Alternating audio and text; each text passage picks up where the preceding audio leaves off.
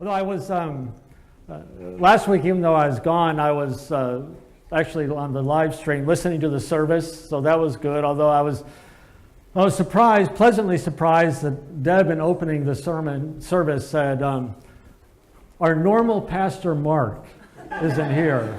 And I thought, wow, that's like the first time anyone has called me normal. So thanks, Deb. I always thought I was normal, but my wife never agreed with that. So I'm glad someone saw me as normal. So probably this is an instrument many of you use in one form or another. Some kind of GPS system, some way of finding where you're going, since a lot of you are well traveled. And you might need help in finding something, but you know how that works is, as it says there, enter your destination. So if you're going to get help getting somewhere, at least with an electronic device, you put in the destination. That's the key piece of information. You have a destination, you know what it is, you enter it, and then it hopefully figures out the best path to get there. I don't know that anyone uses like a GPS and just says, create a random trip for me. And I mean, some of you should try it. I would really be interested what the GPS would do. Just take me anywhere. I guess it would break down or something. But related to that, I found this little comic. Here's a monk, and he says, enter the journey, not the destination. But most of us, we have a destination in mind. Our life is about some destination. We're trying to get there. But better than a GPS, someone where you can say, this is where I want to go, and hopefully it will track with you, because sometimes I don't trust GPS, actually. Maybe I'm stupid. Maybe I shouldn't trust my own brain. But sometimes I'm like, I think I know better.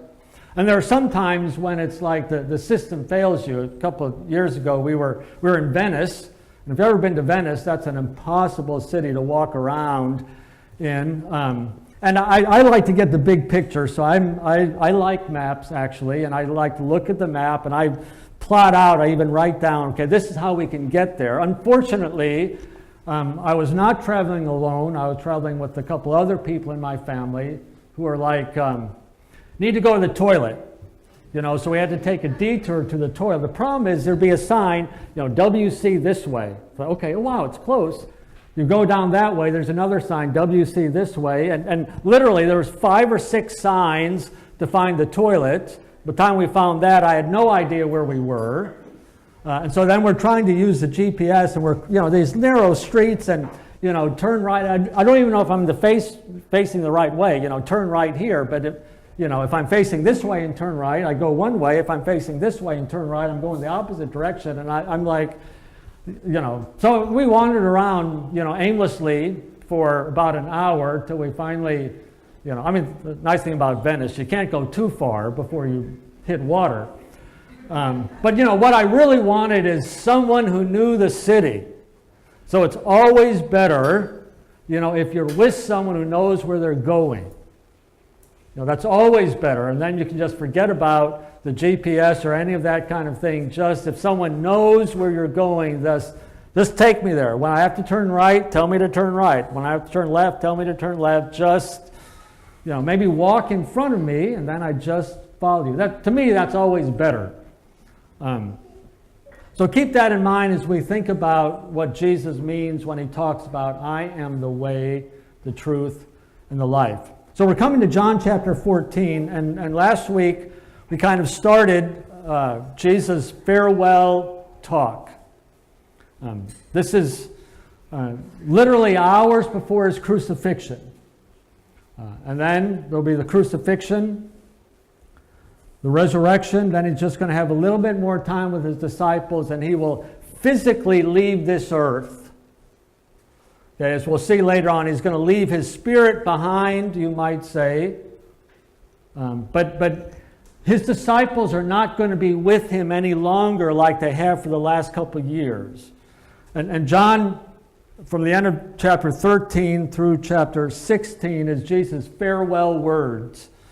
And so this is very important. I mean, for anyone's life, when they come to their end of life and they're giving their final words, people pay attention to that. When Socrates died, he was giving his final words, and all sorts of famous people, when they die, here's just a final message. Remember this.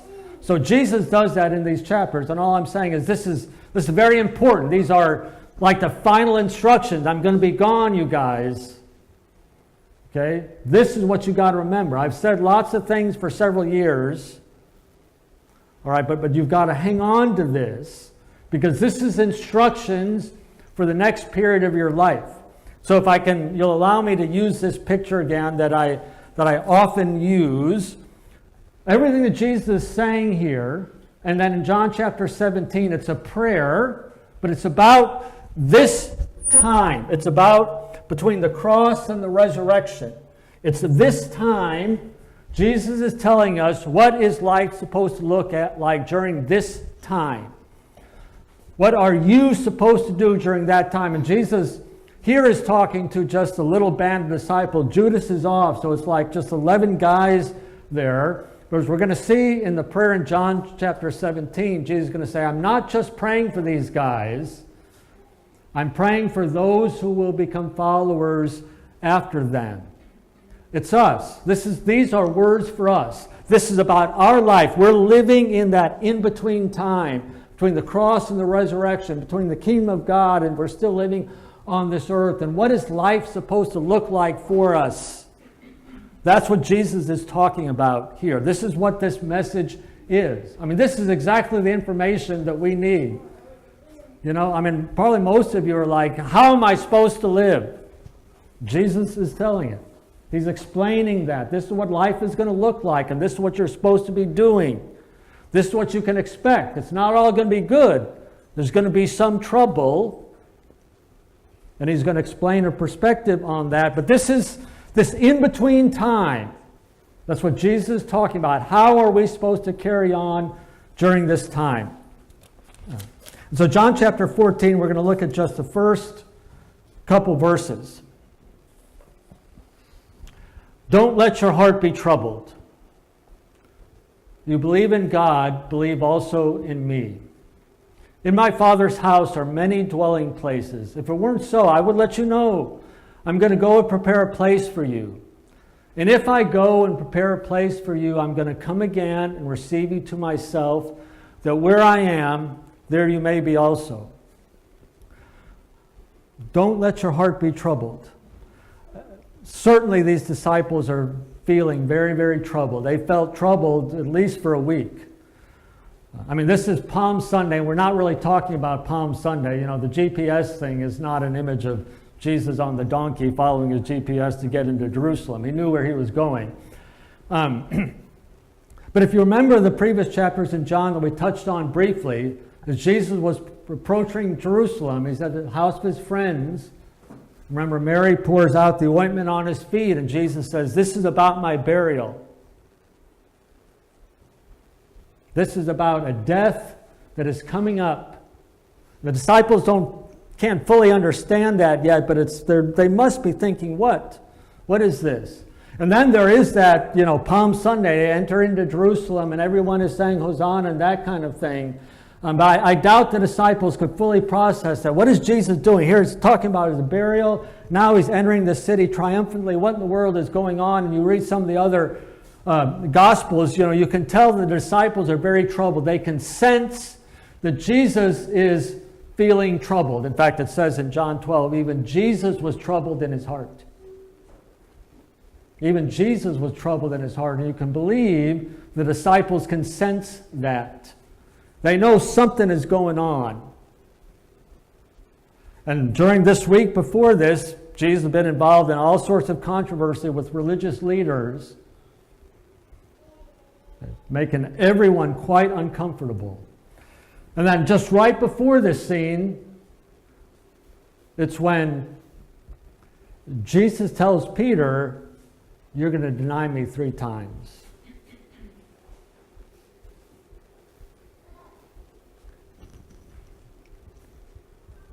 Then Jesus says, even to Peter, don't be troubled. It's not that what Peter's going to do is okay. Jesus is saying it's okay, you're going to deny me, but it doesn't. It matters. It matters. It's not okay that Peter denied Jesus, but it wasn't the end of the world. It wasn't the end of Peter's story. And it wasn't the end of God's story. Peter's going to blow it, but it will actually be okay in the end. Don't let your heart be troubled. Don't be troubled. Stop your heart from being troubled. You believe in God, believe also in me, and that can sometimes be taken as a statement. You do believe in God, or it might be a command, believe in God. Probably what Jesus is simply saying is you guys do believe in God. At least you think you believe in God. You have some kind of faith in God. Listen, you can trust me too. If you trust God, what you know about God, you can trust me. So trust in what I'm saying. Trust in my words. Trust in who I am. Don't let your heart be troubled. If God were here, you would not be troubled. And Jesus is saying, I'm here. I'm here. Don't be troubled. Then Jesus begins to talk about my Father's house or dwelling places. And there's an important point I want to make based on this, and it's kind of what this whole sermon is about. Now, certainly there's a future dimension to what Jesus is saying. I mean, we've talked about the new heavens and the new earth and you know what's coming up when all of that comes, but I do not think that the emphasis here is on some future place. You know, is it some translations, there are many mansions, or are you going to live in a mansion, you know, or many rooms in a mansion? And I want to say that's not the point. The point of what Jesus says here is that there's a place for you. And it's not a physical place. It's not a building. The place is with God. And all Jesus is saying is that you are safe with God. There's room in God for you. God is available to every single one of you, and none of you have to be excluded from God. The place is not mainly a place, though one day it will be a place. But it's not mainly a place. It's about a relationship that's available, a relationship with God that is now available, a secure relationship that everyone can have. There's plenty of room for everyone. There's plenty of room for everyone. You know, 7 billion souls on the earth or whatever it is now, there's plenty of room for billions. If they want a relationship with God, there's room in God. There's a place for everyone. And that's the assurance that Jesus is giving his disciples. It's going to be okay. You can be secure in God. So if I go and prepare this place for you, I'm going to come again and receive you to myself, that where I am, there you may be also. And there you kind of see it more explicitly. It's mainly about being with God, being with Jesus. That's the point. Not a place, not, you know, oh, the city and streets of gold and all that. That's really not the main point. That's not the cool thing about life with God. The cool thing about life with God is life with God. You can actually have a life with God, and God has a life with you. And Jesus can actually be present with you. You can be with him. That's the main thing. And that future dimension is just a continuation of this life that you can experience now. In John 10, Jesus gives this image of I'm the good shepherd. You know, and then he also says, I'm the door of the sheep. And so there's the image of the sheepfold, you know, like some kind of fence, wall, you know, bushes, stones, or whatever, where the sheep can be safe. There's the door. And in a sense, the shepherd is the door. He stands in the doorway, you know, between the sheep and the danger and so forth. And so some people think, okay, that sheepfold, what is that? Is that heaven? Is that the point? Jesus is the door into heaven. Or is it salvation? He's the door into salvation. Well, that's kind of true, but actually Jesus says the sheep will go in and out of the sheepfold. Ooh, wait, if it's heaven, what does that mean? Go in and out of heaven? No, that's not the point. Is it salvation? You go in and out of salvation? No, it's not a place. Going in and out is when the sheep need to be in the fold. The shepherd takes care of it. When they need to go out into the fields and eat and drink. It's the point is, it's abundant life. It's a picture of a total life that God is making available. And Jesus is the one who provides that. It's not again so much a place, and it's not mainly future. It's mainly here and now, and it's about a kind of life, an abundant life. I mean, what Jesus says, I've come that they might have life and have it more abundantly. A full, satisfying life with trouble sometimes, but the kind of life that you have wanted to live, that's what is being made available. A full life. Jesus didn't come just so we could go to heaven when we die. That's part of the package. But that's not the main thing. It's not just some place in the future. He came to provide us with a relationship with God now. He certainly didn't come just so we could do something different on Sunday morning. You know, it's not just about, we'll go to church on Sunday. Isn't that great? Okay, I'm glad you're here at church. You know, I love to be here. I missed being here the last couple of weeks. But life is more than just going to church. It's a total life that he's making available. In the Gospel of John, it talks about eternal life. And again, we often think that's somewhere there and then. And that's not really what Jesus is talking about, eternal life. He's talking about a new kind of life, a different kind of life. And it will go on into eternity. But honestly, I don't want my present life to be eternal.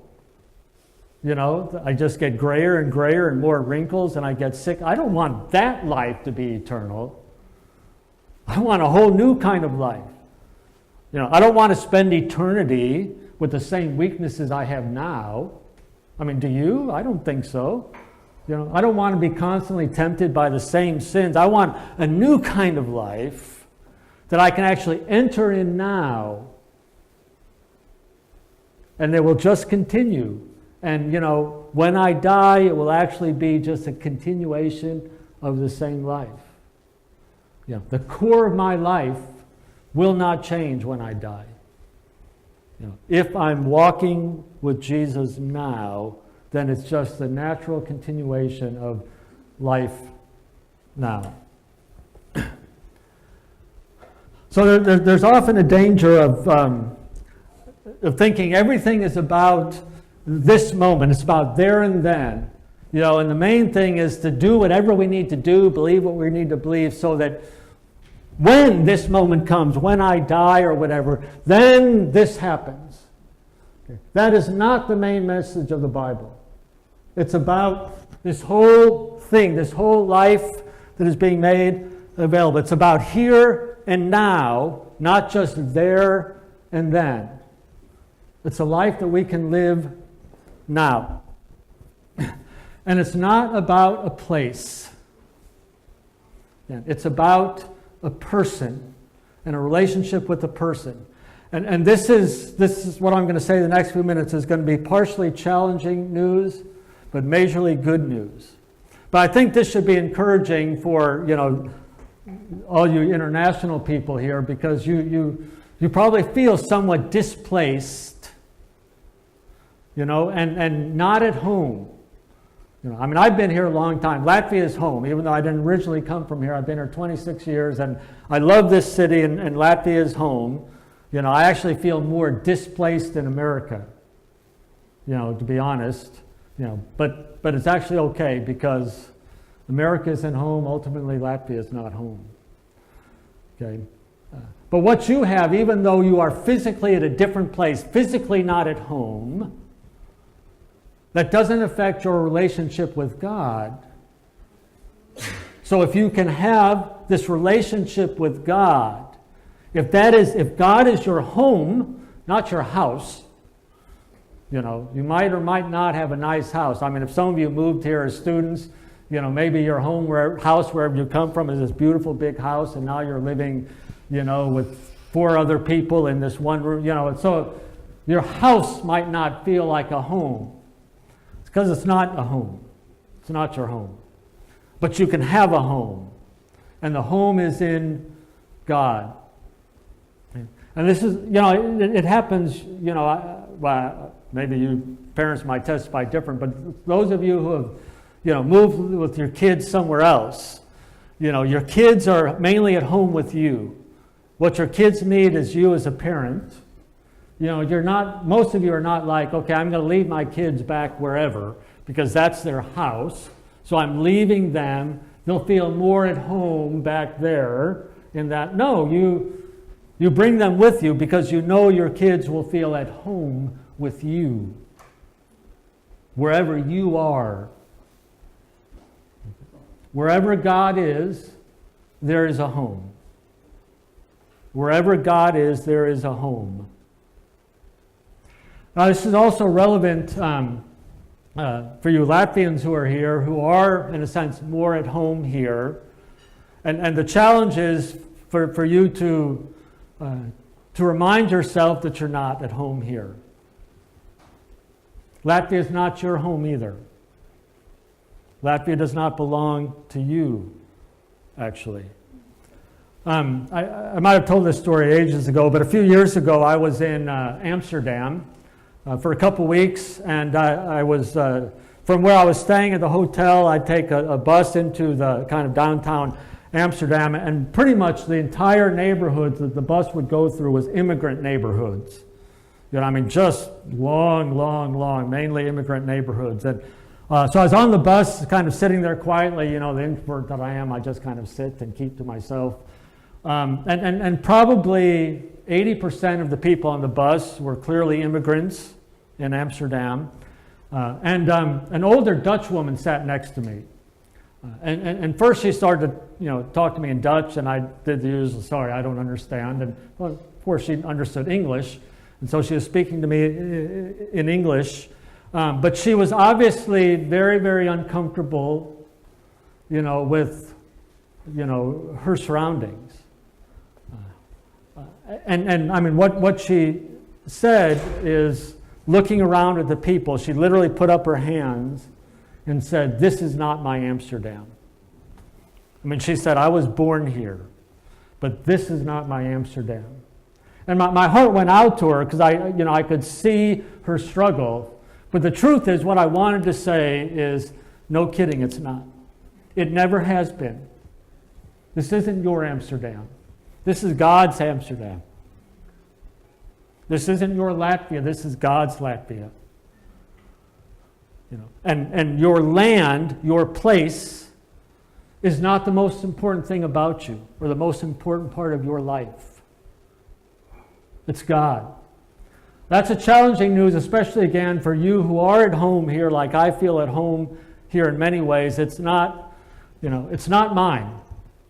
Maybe the challenge for Americans is thinking, America, we're big, and we're great.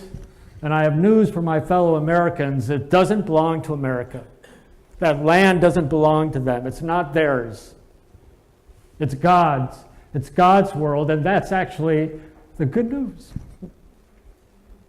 Wherever you go, God is there. Wherever you go, you're at home. It's about a relationship with God, being at home with God. And this is God's world, and so you can be at home with God. And you might feel displaced physically, but that's not what's ultimate. That's not the ultimate truth. It's good news that this relationship with God is available to us. There's a place, there's a home with God that is available. There's room for you. There's room for you. There's room for every single person sitting here. If you wonder, does God want me? Can I have a place with God? I can assure you, yes. That's what Jesus said. Trust Him. Trust His words. He knows. Jesus knows. He was sent by the Father. He knows. If Jesus says there's room for you with God the Father, there's room for you with God the Father. And you can be sure about that.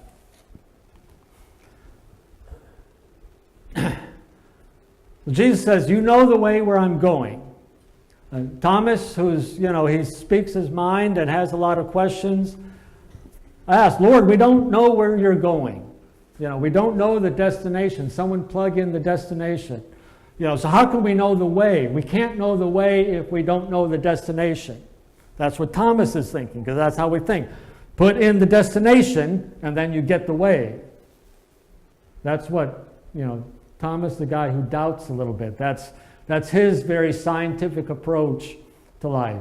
Punch in destination, get the way. Jesus says to him, I am the way. I am the way. I'm the truth. I'm the life. No one gets to the Father except through me. Again, as a reminder, it's about getting to the Father. It's not about a place. It's not mainly about going to heaven. It's about being at home with the Father. I am the way, Jesus says. I am the way, the truth, and the life. I found this meme here. You might have seen it. I think it showed up on Facebook. Here's some kind of algebraic equation. And Jesus is always the answer. And, that maybe there's some Christian schools will give you partial credit for that. But, you actually need to do your calculations. So not on this question. So the guy writes, yeah, man, my teacher really needs Jesus, Or you need to, study algebra. I was, years ago, there's a Christian musician in America, a few of you might know, Michael Card, who has very thoughtful words, and I was at a concert, and he writes song from the scripture, so he was talking about, John 14:6, I'm the way, the truth, and the life, and he was just kind of humorously making that point, whatever the question is, Jesus is the answer. That's, I don't suggest, this week if you have an exam that you try that, unless you're studying in the theological faculty, then Jesus might be the answer. But more than likely, you should put down the answer that your professor wants you to put down. Okay? But maybe Jesus is the answer to a lot more questions than we realize. So Jesus says, I'm the way and the truth and the life. No one comes to the Father but through me. But it's about coming to the Father. That's the point. Coming to the Father now. Not going to heaven when we die, but coming to the Father now. Having a new kind of life available now. If you had known me, Jesus says to Thomas, if you had known me, you would have known my Father also. From now on, you know him and have seen him. I mean, Jesus is saying this to them, and essentially what he's saying, if you wanted to see God, look at me. This is how you can find out about God. Look at me. If you want answers about God, look at me. Okay, it's, I am the way and the truth and the life. Now here again, there's a challenging part to this news that if we're going to be faithful to Jesus and faithful to the Bible, we have to say Jesus is the only way. He is the way. The way. There's not multiple ways to God, not in a biblical perspective. If Jesus is the one sent from God, then that should be pretty obvious. He must be the only way. Now, I'm not today going to speculate about what does that mean. I mean, are there certain things we have to know about Jesus? I'm not saying that. It might be God in His great mercy. We'll let people with very limited understanding into a relationship with Him. But however they come to God, it's got to be through Jesus. It's only through what Jesus does. Only Jesus can make a relationship with God possible. There's no one else. There is no one else who can do that. And I know again that that's, you know, I mean, in a multicultural setting and in the postmodern world and living in Europe where people don't like that idea of Jesus being the only way, but Jesus is the only way. It's Jesus. People need to hear about Jesus because he's the only way. Okay, yeah, it's hard, and at least when I've given like apologetics talks here in Latvia, most Latvians that I know believe in God in some form. They believe in some kind of supernatural higher being, tend to be very respectful of Jesus, think he was a pretty great guy. I don't know, maybe it's changing. It used to be that, you know, there was a lot of respect even for, you know, clergymen, pastors and stuff. I mean, it used to be, I mean, I constantly heard stories of, you know, police stopping someone who's driving too fast, you know, these ridiculous Baptist pastors, and literally, you know, oh, I'm a pastor. Okay, let him go. I mean, I've heard multiple stories about that. I don't know if that's going on anymore here, but there's that respect for spiritual things here. But when I've given like talks in Latvian university campuses, the hardest thing for Latvians is the idea of Jesus being the only way. That's just really tough. Okay, because you know, it's much happier if there's all sorts of multiple ways and just choose whatever way you want to go. You know that doesn't work in most of life. Whatever way you want to get there, just go that path. But generally doesn't work anywhere in life, and it doesn't work with God the Father. Not when he has actually sent his Son to represent him. It should be obvious that if God sent his Son to represent him, then he's the one. Then he is the way, the truth, and the life. But once again, even though that's challenging, it's good news, because the whole point that goes all through the Gospel of John is that Jesus is available to all. God so loved the world. In John, the world is not such a good thing. There's darkness in the world. But God so loved the world that whoever believes, Jesus is available. The way is available to all. It might be the only way, but it's not so bad because he's available to everyone. Jesus is the way, the truth, and the life. And we can be at home with God, and therefore at home in the world, because Jesus has made that possible. In John chapter 11, it's the story of the death of Lazarus, and Jesus raises him from the dead. It's an interesting story. If you're, I hope you're trying to read along with this series. Somewhere or another, there's a reading guide for you. You can every week read John 14 to 17, but in the reading guide, I've tried to lay it out that also you can read through the entire Gospel of John as part of this series. So you'll get to John chapter 11, but the whole chapter is about the death of Lazarus, who's a friend of Jesus. And Jesus intentionally delays, his going there. And so both Mary and Martha, the sisters of Lazarus, are like, if you had been here, my brother would not have died. If you had done something different, my life would be better. I mean, have you ever thought that about God? God, if you had done something different, my life would be better. You could have fixed this. So that's what Mary and Martha, Jesus' friends, they love Jesus. Okay, they love Jesus, but they're struggling. Jesus, if you had been here, my brother went to die. You've healed the sick. You could have healed him if you had just moved a little faster. If you had moved at my speed. And Jesus says, well, he'll be raised again. There Jesus kind of, okay, there will be a future day. And Martha said, yeah, I know that, in that day, yeah, he'll be raised. Of course, that's not really what Martha wants. She wants her brother. But what Jesus says is, I am the resurrection and the life. I am the resurrection. Basically, what that means is he's saying, I am what you are looking for. I'm what you want. What your heart is longing for is me. Not mainly some future day where things will be better, but it's what your heart is longing for is me. What you're looking for is me. I'm the resurrection. What you're looking for is me. I am the bread of life. I'm that. I am the light of the world. What you're looking for is me. What your heart really wants is me. Jesus really is the answer to everything that we really want for everyone. Of course, most people don't know that it's Jesus they're looking for, because what we always want is something that's right in front of us. We think that, but behind these things that we want, there's something else.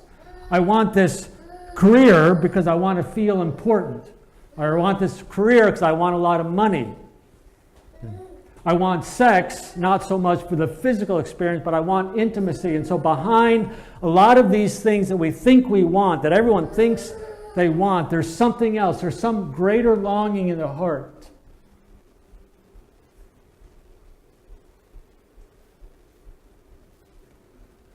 And what they all want is Jesus.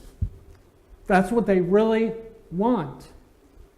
And if we had Jesus, those other things that we think, I've got to have this, but if we had Jesus, we'd realize that's not actually so important. It's not really this that I wanted. People are longing for Jesus. You want Jesus. For everything that you want, Jesus really is the answer. He really is the answer to every question. For everything that you want, Jesus is the answer.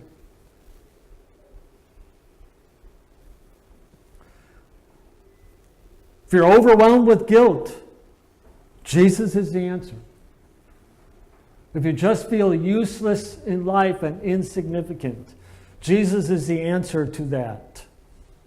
Jesus is what you want. In your guilt, Jesus is what you want. If you're worried about the world, what's going on in the world, I mean, let's face it, this is a lot of crappy stuff going on in the world, and what we want is Jesus. It'd be nice if governments would be not so stupid sometimes, but what we want is Jesus. We want Jesus. We want someone like Jesus to fix the world. We want Jesus. What you're longing for is Jesus. The answer to your question, the answer to your need, really is Jesus. I know that sounds like some kind of spiritual thing that you say, and you might think, but really, Mark, but I also want this and what we need is Jesus. The first conversation Jesus has in the Gospel of John, John the Baptist says, there's the Lamb of God who takes away the sin of the world. And John's disciples hear that, and so they're like, John is pointing to Jesus. John, great religious leader, is saying, I'm not the answer, by the way. That guy's the answer. And so a couple of disciples come to Jesus and are like, where are you staying? What does Jesus say? First recorded words in the Gospel of John from the lips of Jesus are, come and see. Just come along and you'll find out. Next day, he has a conversation with Philip, and Jesus says, just follow me. Just come along with me. Not talking about a destination. It's not about, Philip isn't thinking, how can I go to heaven? He's looking for a new kind of life. He's looking for the answer to the longings of his heart. He's looking for meaning. That's what he's looking for. And Jesus says, follow me. The last words of Jesus in the Gospel of John. There's this conversation about what's going to happen. Jesus says something about Peter's death. And about the end, that future for some of the disciples. And so they're like, okay, what about this guy? And Jesus is like, forget about that. Final words of Jesus in the Gospel of John is, follow me. This is what the Gospel of John is about. John is writing this Gospel, and it's all about just come and see. Just come along with Jesus. Read the Gospel of John and find out about this guy. Just come. Just come on. It's not going to answer all your questions. It's not like, Okay, Jesus, I want to sign up, so give me the handbook, answer all my questions here at the beginning of the journey. That's not going to happen. Okay, it's just come along and you're going to find out. Just walk with Jesus. Be with Jesus. Jesus will be with you. We're going to later on talk about, this in-between time and what we're supposed to do and some works and fruit. And that's going to be important. But first it's being with Jesus. And all the rest of life is going to make sense being with Jesus. Being with Jesus. I don't know where, many of you are on your journey. Maybe some of you, there's a time when you very clearly made a commitment, I'm going to follow Jesus, and you have a sense that you're following Jesus. Others of you might not be so clear in your own mind yet. You may have been coming here often, and you're okay with Jesus, you're okay with church, but you're just not, if someone asks you, are you following Jesus? You might, I don't know. Well, first I want to say, I think you probably are. Here you are.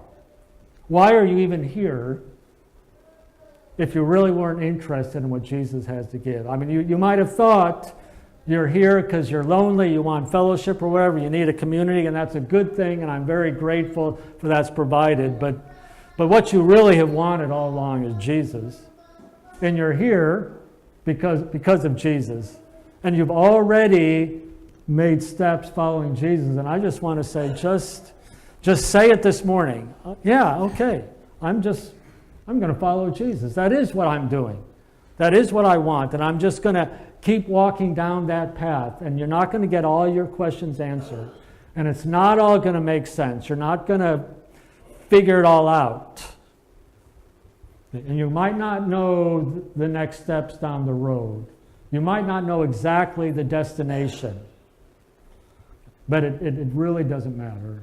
Right now, here and now, Jesus is available. A home is available. Just come and see. Just keep coming. If you're not ready to go all in, just take steps. If you can't make a leap, just take a step. Okay? That's okay. It's okay. Okay, you can trust him. You can take a little step. It's okay. You're not quite committed to the big jump. Okay, that's all right. Okay? Just come and see. Just take that little step. And you're going to find out, wow, I really could trust this guy. And before you know it, you might be taking these big steps and you don't even realize you're taking these big steps, and there you are, and it's too late. That's good news. That's good news.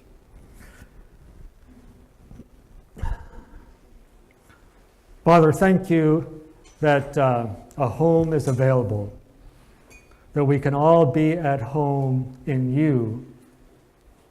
And being at home in you, we can be home wherever we are, that this really is your world, and we can be at home and we can be safe and secure. Help us, Lord, today, this week, to hold on to the one you sent, Jesus Christ, to follow him, to trust him, and through him to be at home with you. Amen.